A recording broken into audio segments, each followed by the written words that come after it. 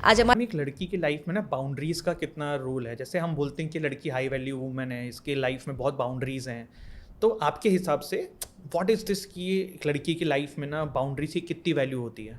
बहुत ज़रूरत है इसकी, क्योंकि देखिए अगर आप देखिए तो समाज में जितने भी, समाज में नहीं, लीगली जितने कानून बने हैं वो किसकी सेफ्टी के लिए बने हैं? वुमेन सेफ्टी के लिए बने। इसका कुछ रीज़न तो रहा होगा ना।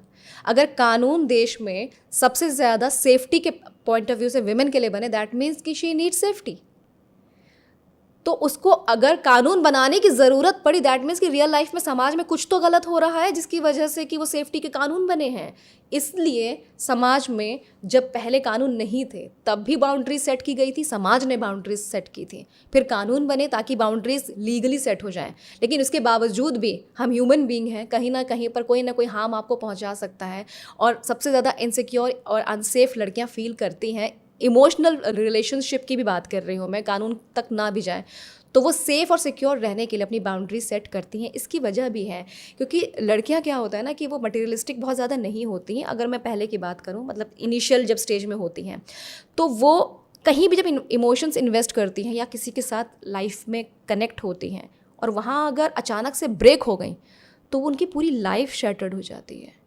इसलिए बहुत सोचती हैं और बहुत इंट्यूटिव होती हैं, बहुत ज़्यादा इंट्यूशंस होते हैं उनके कि वाइब सामने वाले की सही नहीं आ रही, ये मेरा यूज़ करना चाहता है।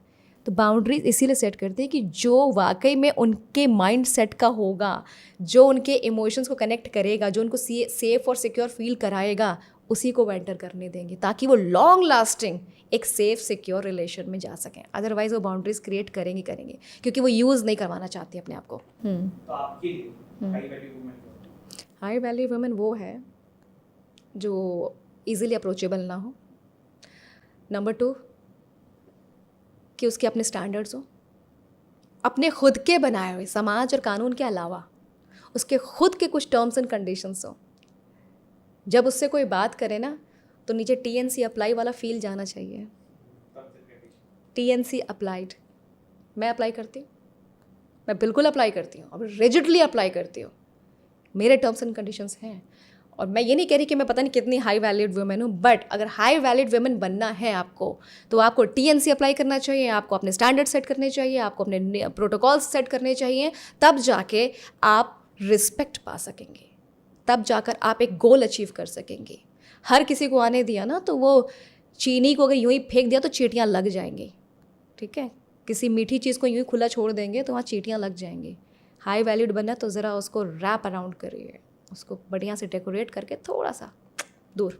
मैम, जैसे ना अभी आपने हाई वैल्यू वुमेन्स के बारे में बताया, लेकिन होता क्या है ना कि लड़के या फिर बहुत सारे लोग ना हाई वैल्यू वुमेन को बहुत एरोगेंट वुमेन की तरह देख लेते हैं कि अरे बिल्कुल भाव खा रही है, बहुत बदतमीज है, रूड है, ढंग से बात ही नहीं कर रही है।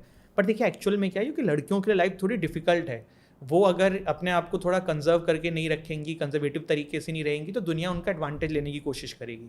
तो मैम थोड़ा सा ये बताइए कि ये जो लड़कियों का ये जो इस तरीके का बिहेवियर होता है लोगों के प्रति, वो एक्चुअल में एक एरोगेंस होता है कि वो अपने आप को प्रोटेक्ट करने के लिए ये चीज़ कर रही हैं?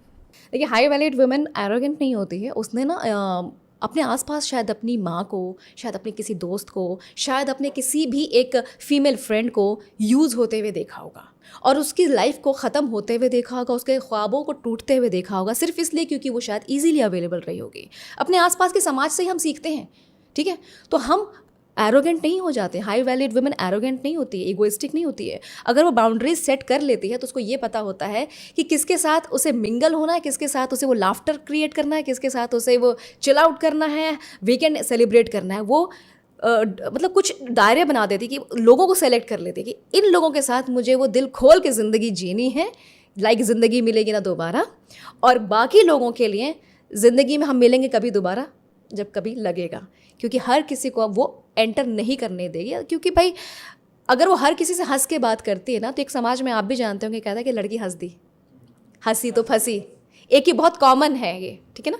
ये चीज़ें ना हमारी सोसाइटी ने लड़कियों के लिए कुछ क्रिएट कर दी हैं जिसको कि तोड़ना चाहती हैं जो लड़कियाँ, वो ऐसे फील करवा देती हैं कि आई एम नॉट अप्रोचेबल, क्योंकि तुम ये मान लोगे कि हम हंसे तो फंसे। तो इन चीज़ों को लड़कियाँ जो तोड़ना चाहती हैं ना, वो एरोगेंस दिखाती नहीं है, वो आपके सामने हंस नहीं रही हैं, वो आपके हाँ में हाँ नहीं मिला रही हैं, आपके डुअल मीनिंग जोक पर लाफ्टर नहीं दे रही हैं। बस आपके पैरामीटर पे सेट नहीं हो रहे।